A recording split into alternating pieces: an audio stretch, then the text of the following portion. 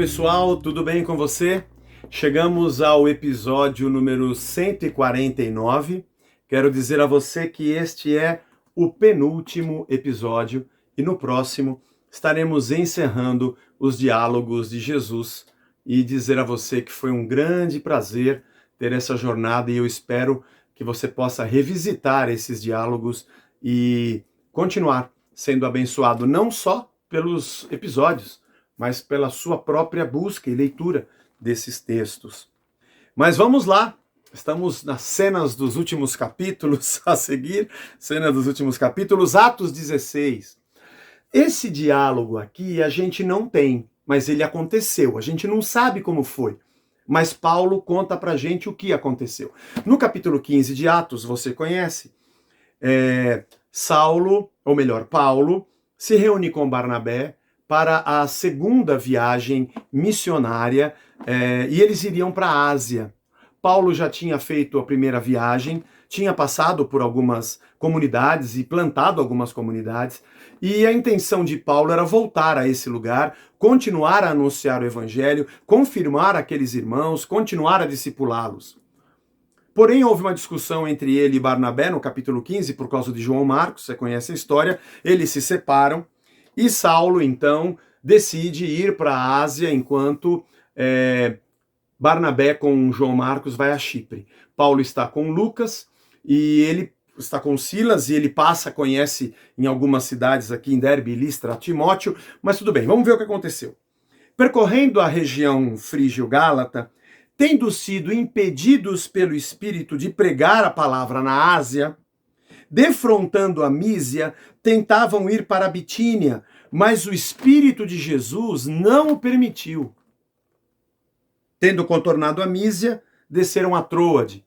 À noite sobreveio a Paulo uma visão na qual um varão macedônio estava em pé e lhe rogava, dizendo: passa a Macedônia e ajuda-nos. Assim que teve a visão, imediatamente procuramos partir para aquele destino, concluindo que Deus nos havia chamado para lhes anunciar o Evangelho. Que legal esse trecho. Muito bom. Paulo discute com Barnabé vai para Chipre. A Bíblia conta coisas boas e coisas ruins. Aqui Paulo meteu os pés pelas mãos, mas mesmo assim Deus continuou usando. E ele disse ali deve ter dito, né, a Lucas, a Silas, vamos embora, vamos para a Ásia. Deus me falou. Sei lá, mano. Sabe que eu prefiro não dizer que Deus me falou? Você acredita nisso? Aliás, você que acompanha as pregações da casa, eu nunca digo Deus me falou. Mas você não acha que ele fala? Eu acho que sim. Mas eu prefiro não falar que foi ele que falou. Porque na maioria das vezes eu acho que ele falou e ele não falou, e eu acabo dizendo o que ele não falou. E eu induzo as pessoas a acharem que devem fazer só porque Deus falou. E eu mesmo nem sei de verdade se foi ele que falou. Há momentos em que tenho certeza que foi ele que falou, mas eu prefiro não falar que foi ele que falou, para que as pessoas não sejam induzidas por aquele momento emocional, só porque acham que é Deus que está falando, ela tem que fazer sempre, não só porque eu estou dizendo que Deus falou. Ela tem uma Bíblia, ela lê, ela deve fazer. Eu não gosto dessas coisas, eu não gosto dessa liderança que demonstra força e poder espiritual. É meu jeito. Eu acho que Paulo também aprendeu com isso. Porque ele quis ir para a Ásia, e diz o texto que o Espírito de Deus disse: você não vai pregar naquele lugar. A gente não tem esse diálogo, não sabe como é que foi, se aconteceu na cabeça dele, se foi num sonho como aconteceu depois. E depois ele falou: então vamos para Bitínia. E quando eles estavam indo para lá, diz que o Espírito de Jesus impediu. Você já pensou? Jesus, eu não sei o que foi que Jesus disse, pode ser que ele tenha dito: ô Paulo, onde você vai? A gente não tem esse diálogo, mas eu fico imaginando, eu vou pregar a tua palavra. Não, você não vai. Mas Senhor, é a tua palavra? Então você não vai. Eu vou para a Ásia, eu vou para Bitínia. Eu não quero que você vá para lá. Mas eu estou indo para pregar a sua palavra. Eu fiz um projeto incrível, Jesus. Eu fiz um plano, nós oramos, jejuamos, colocamos no papel, fizemos um planejamento, temos uma estratégia, temos uma visão. E Jesus disse: não, você não vai. Bom, se você lê o Novo Testamento, depois do próprio Cristo e das suas palavras nos evangelhos, depois dele, que era o verbo em carne, é Deus, tira ele. Mas de quem pisou nessa terra de carne e osso, Paulo foi o cara que nos doutrinou. Foi ele que pegou essas palavras de Cristo nas suas epístolas e teologizou para que nós compreendêssemos na nossa vida comunitária e na nossa missão como essas palavras de Cristo se tornam vivas. Não pode ser que Jesus falou isso justamente para esse cara. Que é o cara. Não existe o cara. Só existe Cristo. Não tem o Zé, nem o João, nem o Super. Não tem. Somos todos remadores. E é muito louco ver Jesus dizendo a Paulo, você não vai. E Paulo pode até ser que viesse com uma desculpa espiritual. Mas eu vou fazer a tua obra, vou pregar a tua palavra, vou discipular pessoas. Eu sei, Paulo, mas essa é a sua vontade, esse é o seu plano, não é o meu. Zé, você está querendo dizer que tem pessoas hoje que têm os seus planos, os seus ministérios, as suas obras e não estão fazendo a vontade de Deus? Sim, claro, lógico. Se Deus falou isso para Paulo, para a gente acontece toda hora. Estamos recalcitrando contra os aguilhões o tempo todo. Fazemos nossos projetos e planos. Já temos métodos, nós temos métodos eclesiológicos. Métodos para a igreja, métodos para ministério, métodos para vocação, treinamentos, escolas, e nunca paramos para o óbvio, só para dizer, Jesus, só uma coisa, apesar de ser o teu reino, a tua palavra, apesar de eu ir evangelizar pessoas, apesar de eu estar cumprindo aquilo que o Senhor primariamente nos disse, que era ser testemunhas tuas, eu preciso parar para perguntar se é nesse momento, nesse lugar e desse jeito que o Senhor quer. Nós não fazemos isso.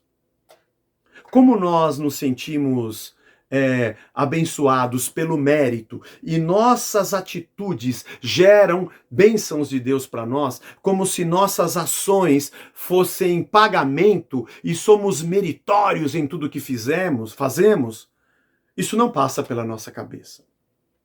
Nós, de verdade, todo dia, estamos numa competição ministerial sobre quem é o maior, quem é o melhor, quem tem mais milagres, e é isso que nós aprendemos. Faça isso, faça aquilo, 10 passos para conquistar não sei o quê, 11 passos para fazer não sei o quê, 12 milagres se você fizer tal coisa, como se nós tivéssemos atitudes que fossem o botão, que quando eu aperto, eu ativo o Espírito Santo para realizar a minha vontade. Não, remador.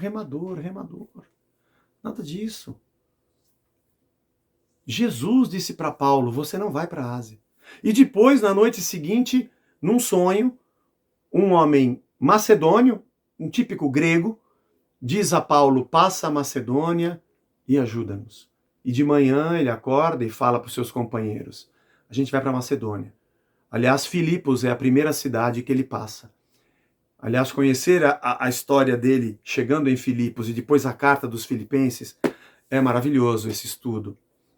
Faça isso. Faça isso. Nasceu a comunidade da alegria. A igreja que trouxe mais alegria ao coração de Paulo estava nesse rumo. Não estava no caminho que ele queria. Mas eu não estou dizendo isso para dizer que você vai ter a maior alegria. Porque Paulo nem sabia disso e nem foi atrás disso. Mas o que eu estou querendo dizer é que Deus nos impede. E vou dizer a você que tem muita gente guerreando contra Satanás, que está impedindo a realização do seu ministério, e não é Satanás, é Jesus dizendo não, você não vai para a Ásia. Tem gente fazendo campanha de guerra espiritual e repreendendo potestades e demônios porque estamos sendo impedidos de ir para a Ásia. Mas ele é tão fraco no reconhecimento da voz de Cristo que ele não percebe que é o próprio Deus que está dizendo, eu não quero que você faça. Ele acha que é dono, que é senhor e não compreende. Paulo compreendeu. Aliás, lendo suas epístolas, você entende o quanto ele compreendeu isso. Lendo suas cartas pastorais, Tito, 1ª e 2ª Timóteo, você entende o quanto ele compreendeu. Filemon, o quanto ele compreendeu isso. Isso é sensacional. Talvez você esteja agora, nesse exato momento, em meio a uma grande campanha, porque o seu ministério e a sua vocação estão impedidas, e você está repreendendo o demônio já faz aí uns 40 dias, ou é a 3ª campanha que você faz, e não percebeu de além de estar chamando Jesus de demônio, ainda está lutando contra a vontade do próprio Deus. Que bom saber que as coisas não são sempre como eu quero, do jeito que eu quero, nem no tempo que eu quero, nem no lugar que eu quero. Eu não sou comandante do navio, eu estou apenas remando, remando e remando. Valeu, pessoal.